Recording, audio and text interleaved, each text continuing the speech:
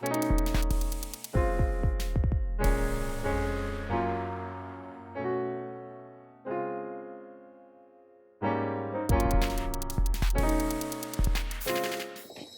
my way of thinking, the story of a man's life is the story of a search, an odyssey.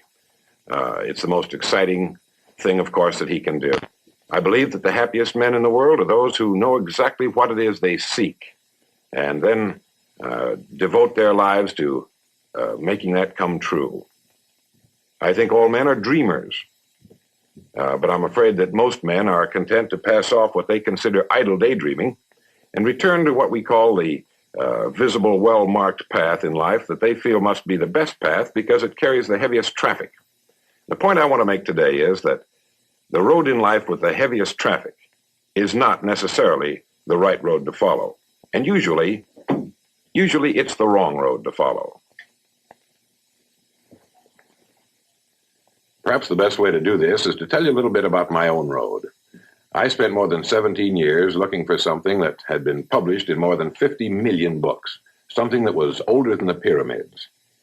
It all started for me back in 1933, during the last Great Depression.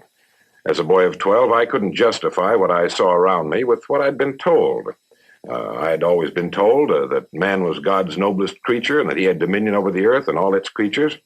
And yet the people in my neighborhood didn't have dominion over a steady job.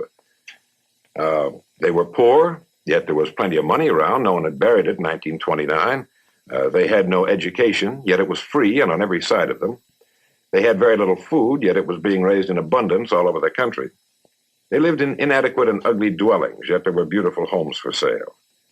Well, it was apparent to me that these people did not have the answer to the problem. They didn't have.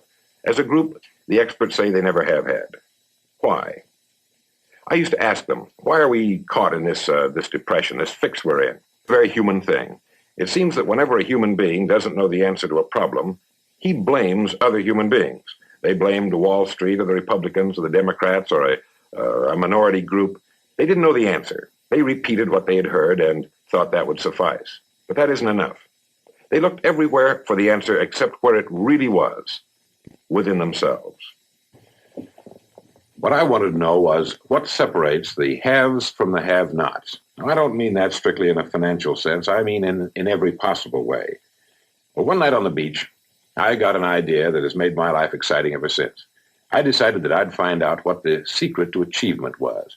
I reasoned, as a boy will, that someone must have figured this thing out, and if he had, he'd have written a book for other people to read. So I decided I'd take out a library card and just read right on through until I found the answer. But there was one thing that worried me a great deal. If the answer to achievement were known, why didn't everybody know about it, like the internal combustion engine or the airplane? Well, that bothered me, and it's bothered a great many people ever since. The answer's been given in our universities and from our pulpits, but it was given in a very dramatic fashion not too long ago. I think the answer was best given a few years ago when a reporter was interviewing a very great man in London. He was the Nobel Prize-winning Albert Schweitzer. The reporter asked the great man, "Doctor, what's wrong with men today?"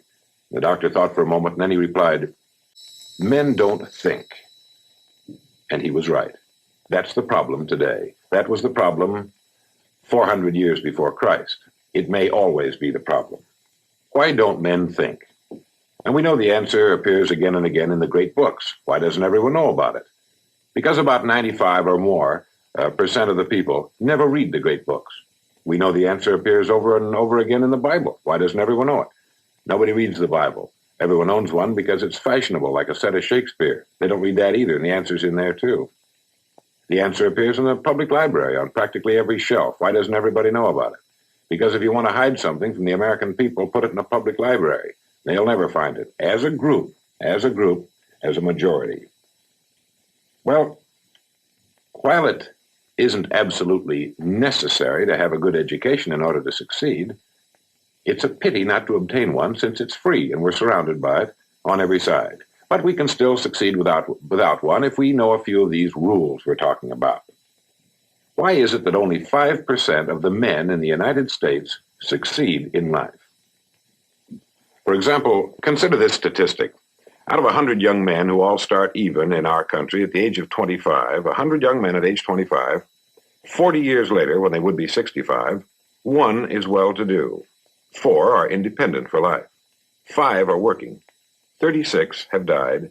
54 are stone broke, dependent on others or an agency for their support. Now, why is this? Anybody could be wiped out. Disease or illness could take away their money, but that isn't generally what happens. They wind up broke as a group because they don't think too much about it. And here's where we, I think, can be of real service. What do they do that's wrong? Now, before we get into that, let's define success. What is success? Success, to my mind, is nothing more than the progressive realization of a worthy ideal. By that I mean if we're here and we want to get there and we know we want to get there, we're successful. As long as we know where we're going in life, we're successful. By definition, the people who do not know where they're going, what they're working toward, are then not successful.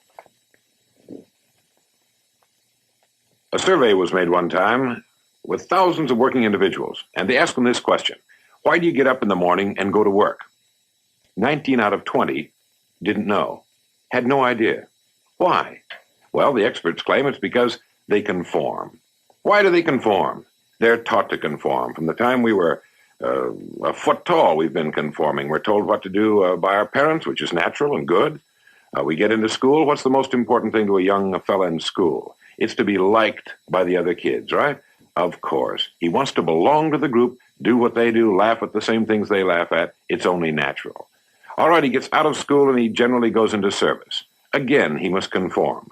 In fact, in the military service, they carry conformity to an extent that would shatter the credulity of a low-grade gorilla. But it's the only way you can run a military service. We want them all shooting at the same people. This, again, is perfectly natural. But now we come to the tricky part.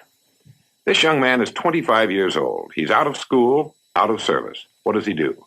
Generally, he goes back to his hometown. That is, if he's single. If he's married, of course, he goes to his wife's hometown. Let's say he's still single. One day he's standing on a corner in his hometown, and a friend comes up and says, "Charlie, what are you doing?" He says, "Oh, nothing." He said, "Why don't you come down and go to work where I work? It's a good place, and they pay regularly." He says, "Okay, I will." He does, and spends the rest of his life there, and that's the end of him. 95% of all jobs are obtained by random application, which is just another way of saying that the average young man spends more time over the selection of a necktie than he does his life's career. But what happens after he gets on the job? Generally, again, without thinking, he conforms. He begins doing his job the same way all the other fellows are doing their jobs, at the same rate of excellence, or whatever you want to call it. He doesn't want to be too conscientious. He might stand out. The fellows might find some terrible way of getting even with him. They might not let him on the bowling team. Or if they let him on the team, they might not let him keep score, but they'd find some way of getting back at him. What does he do then? Generally, he marries. Wonderful. He does the same thing I did. He goes out and gets a little house that looks exactly like every other house on the block. It makes him feel comfortable. For 2 weeks, he puts a brick in front of it so he'll stumble over it and know which one is his, and then after 2 weeks, he can remove the brick and he'll just automatically turn into the right house. He gets a little car, looks like the other cars, and now here's the American dream. A 40-hour-a-week job, the highest paycheck in the history of the world. He's got 50 years staring him in the face, 50 years in the golden era that man has been dreaming of since the days of Pericles. Now, what's he going to do with them? Well, he works 40 hours a week. This leaves him 72 hours a week when he's neither working nor sleeping. Well, what does he do with these 72 free hours a week? Almost twice the time he spends on the job earning a living for his family. Generally, he does the same thing with his 72 hours of free time a week that the other fellows are doing with theirs. He does nothing at all with them. On a typical day, he'll get through work and go home and walk in the back door and kiss his wife and say, "I'm tired." No one knows why. They believe that he says that because his grandfather said it back in the time when people really got tired, and it's just sort of been handed down from father to son until he still says it. He eats a very average meal and then usually hurries into the living room where he reaches out and turns on his escape box. The screen lights up and figures and horses and cowboys and things start moving around on there. And so for the next 4 or 5 hours, he becomes lost in a world that he must feel is superior to his own, or he wouldn't be so quick to jump into it, would he? For 4 or 5 hours, he sits there and watches other people earn excellent incomes in the pursuit of their careers, while he doesn't make a nickel and gets the only 2 things you can get from watching television: red eyes and a hollow head. Oh, there's some wonderful television shows. I watch them myself. I've got a television set. I've got a car, too, but I don't go home at night and ride around the block for 5 or 6 hours.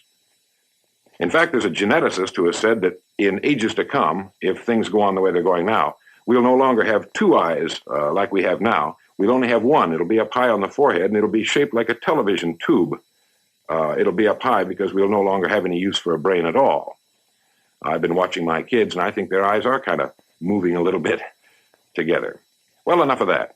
For 4 or 5 hours, he sits there watching television until his wife comes in, who is a little more practical than he is, and she taps him on the shoulder and says, "Charlie, it's time to go to bed." He says, "What?" "Oh." And then he reaches out and turns it off, and he knows how to do that. He just turns it off. And then he goes to bed, and the next day he starts this all over again. He does this for 40 years. At the end of that time, he's retired at 65, which always catches him by surprise, even though he knew it was coming for 40 years. And then he dies at 75 or 80 out of sheer boredom. Now, there's nothing wrong with this if we do it deliberately, if that's the way we've decided to spend our lives. But I think the pity comes when it isn't the way we decided to spend it. The pity comes when we're doing it by default, when we're living that way just because our next-door neighbor is. And I think it's time to do a little thinking about it. You see, I believe that everyone owes it to himself to become great at something. And since a man works 40 hours a week, about 50 weeks a year for 40 years, that's time enough to become great at anything. What can we learn from all this? 2 things, I believe. 1, if we're going to be individuals, we've got to be individuals. We have to have individual goals, individual thinking, and individual actions. Individual goals, thinking, and actions. And number 2, we must never conform to the great mass of people. We must love them. We must help them wherever we can, for our success will be determined by the amount of help we can give them.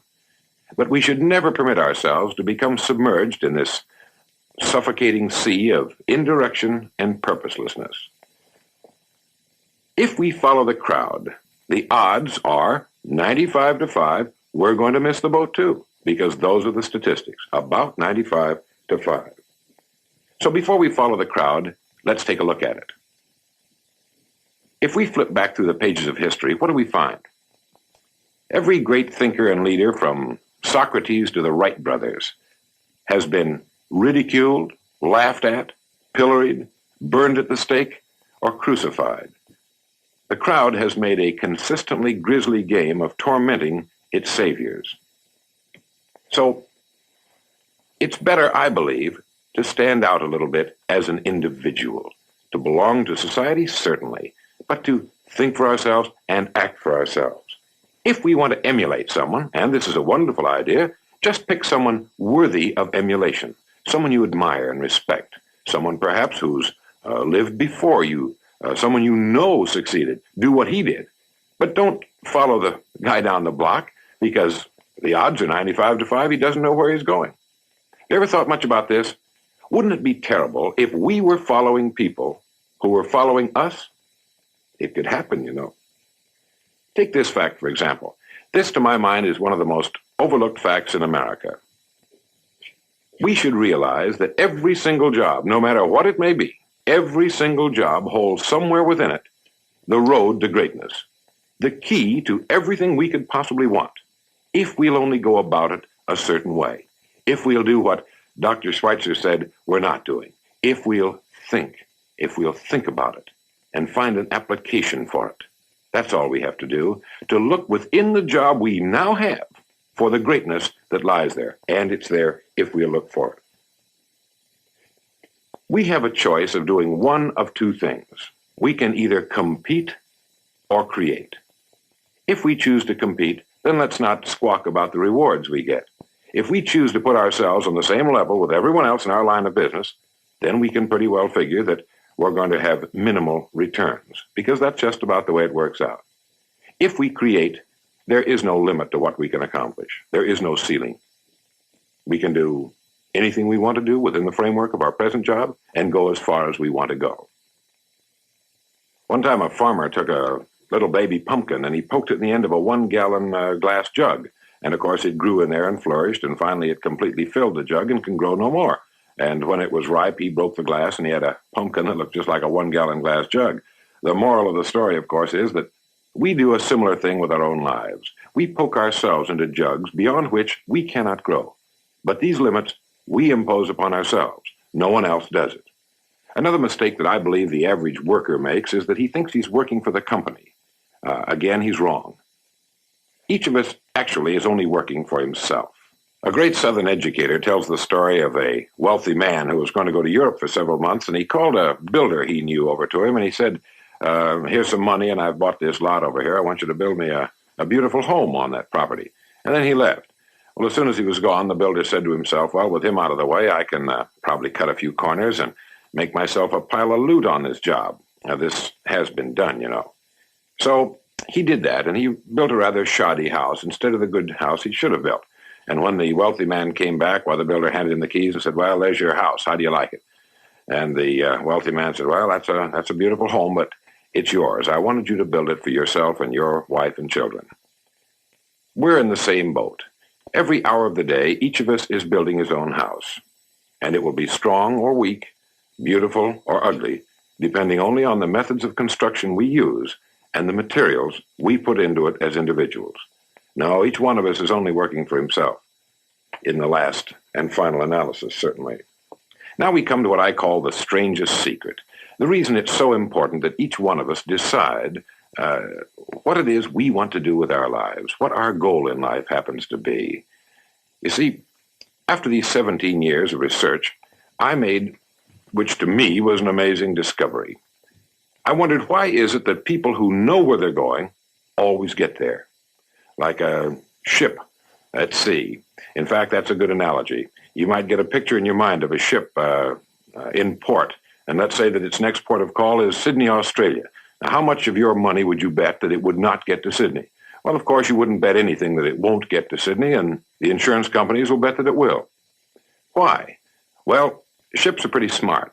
They know that you can only sail to one port at a time, never two. If you ask the captain up on the bridge of that ship what his next port of call is, he'll immediately say, Sydney, Australia. Well, men should be the same way. You should be able to ask anybody what his next port of call is, and he should be able to tell you that also. For 99% of that journey, the captain cannot see the port he's trying to reach, but he knows it's there, and he knows he'll get there if he'll just keep doing certain things a certain way every day until he reaches his port of call. Once it's been reached, he can then rest and relax and then set out to a new port. And that's the way our lives, I think, should be. Why is it then that people who know where they're going, like this ship to Australia, always get there? It's what I like to think of as the strangest secret.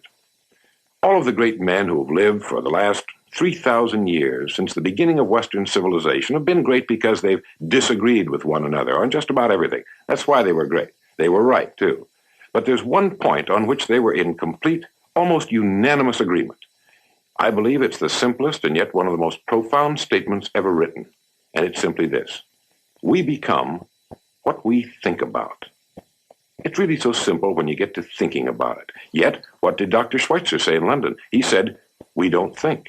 Well, if we don't think, how can we get anywhere? We can't. And unfortunately, a large percentage of the people don't. This is why every person must decide why he's getting out of bed in the morning and going to work, what it is he's working toward. This removes all the doubt, the uncertainty of living. All the little worries and problems and fears seem to disappear, and a man can get all of his energies together and strike out for that which he wants with the certain knowledge that he will attain it. How does this work? This is an interesting thing. Well, I think the best analogy I've run across is that it works like everything else in nature. Everything in nature begins with a seed, a nucleus. And it's the same with the mind of man, with the thought that he places in it. Now, you take the farmer's land out here. It doesn't care what you plant in it. It doesn't care at all. It's neutral. It's only governed by one law. Whatever it is you plant, whatever the seed is that you put in that land, the land must return. The little invisible picture that's in the heart of that seed must be brought up and into physical reality. Well, the mind of man works the same way, except that it's incalculably more powerful, more fertile, more incredible than this farmer's land. And the seed that we plant in our mind is our dream, our goal, the thing we want more than anything else in the world to achieve. Once that's been established, once we fertilize it with our enthusiasm and our faith, it will always grow into reality. It has to. There's no other way it can do anything. Every person at this particular moment is really nothing more than the sum total of his thoughts to this point. And 5 years from now, he'll be the sum total of his thoughts up until that point. So thinking then becomes important. Setting a goal becomes vital. And it can always be done in the job we now have. To me, there's nothing more pitiful than a man who goes through life jumping from one thing to another, forever looking for the pot of gold at the end of a rainbow and never staying with one thing long enough to find it. Let me give you a plan that I guarantee will bring you just about anything you want in the next 5 years if you can buy it with money. It's an interesting little plan, and it shows the power of the human mind. Start getting up an hour before the rest of the family does in the morning. Make yourself a nice fresh pot of coffee and sit down at the kitchen table or in your den with a clean sheet of paper and think of 20 ideas for improving what you now do for a living. Not some strange inventions or something, but 20 ideas on what you now do for a living. 97% of these ideas will be worthless. We know that. But some of them will be good. You'll be getting 100 ideas a week if you don't think on weekends. Now, what do you think the chances are of your getting the idea you've been looking for all the days of your life? The law of averages is on your side. And one idea can make you rich. You only need one. You only need one oil well or one gold mine. And it's available in what you're now doing. This applies to anyone. 20 ideas a day. Becoming great as a salesman is no different really than becoming great at anything else. If you walked into a doctor or a lawyer's office and he didn't have a big library full of books as reference material, you'd probably be a little suspicious of him, and rightly so. But the same thing applies to selling or any other field. There is no such thing as a good job or a bad one, or a good profession and a bad one. Our job is a job or a profession only in the way we handle it. And a salesman needs just as many books as a doctor. He's got to know about the people that he wants to sell. He has to know about his product, about his company, and about the economy. He's got to know a lot of things. And the more he knows, the more he becomes a pro. The more he becomes a professional who's completely removed from economic cycles, ups and downs in our economy. This is the man who can write his own ticket, regardless of economic conditions in the country. What do you suppose would happen if a young man went at his job for 5 years the same way a dedicated medical student has to go at the study of medicine? He'd be a national expert in 5 years. A national expert. And this would accomplish two things. One, he would have found a consuming interest, because when we get interested in our job, it sort of takes over. And secondly, he'd be economically sound for the rest of his life. He wouldn't have any problems about making money. We hear a lot about security these days, this security business. And I think most people have got it backwards. You've heard people say, well, it isn't much of a job, but at least it represents security. There's no such thing as a job that represents security. If you say security in the same sentence with the word job, it's a non sequitur. It has no meaning whatsoever. If a man thinks his security rests on his job and then loses his job, he's lost everything. He's completely demoralized. He's like those people I saw back in 1933. He's lost everything. He's wiped out. Well, if security isn't a job, what is it? There's only one place you can find security. If it isn't there, it isn't anywhere. It's inside of a man. Inside, never outside. If a man has security inside where it belongs, you know it. His wife and children can feel it when he sits down to breakfast with them in the morning, and they're warmed by it. You can see it walking down the street. You can feel it when he enters a room. That's security. And you can take away that man's job or his money or anything else. Take away everything but a wife who's willing to start over, and all of them are. Drop him in any town in America and turn him loose. And you'll go back in a year and find him doing just as well as he was when you found him.